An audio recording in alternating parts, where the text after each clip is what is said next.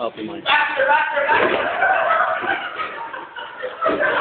Our product is very important in our business. Ayusin mo yan, or else you get fired.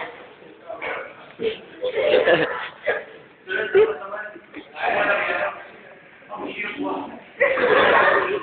the manager here? What the manager said, you will follow, or else you get fired.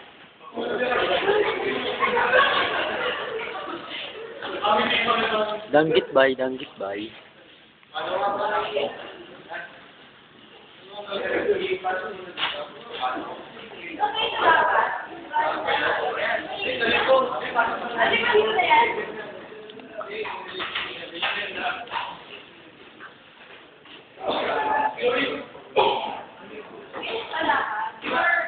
Anong klaseng play ba yung sa atin?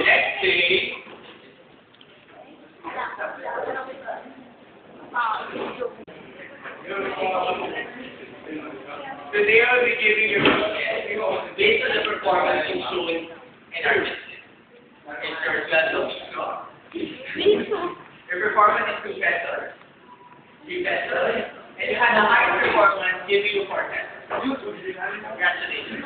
So at DOB tomorrow at 7 a.m. to 2 p.m. will be Canada.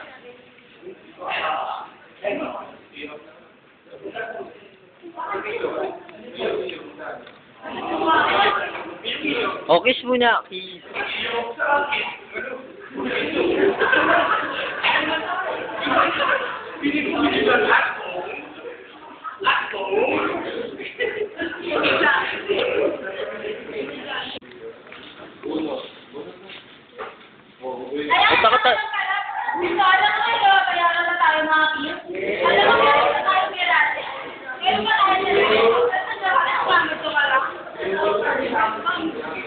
Madyong bunot.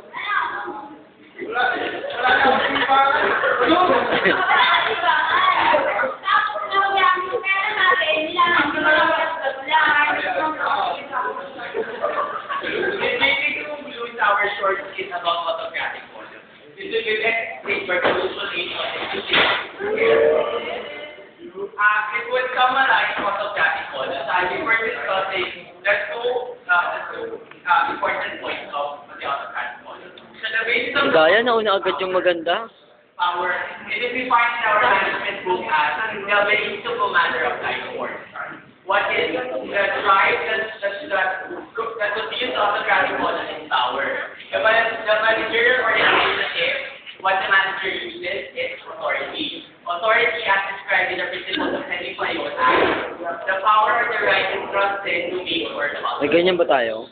through the use of the power, which is the basis of the model, the manager will use his power and his authority to command his employees. To discuss the other important points, we have obedience to be discussed by Ms. Tenera. Mana?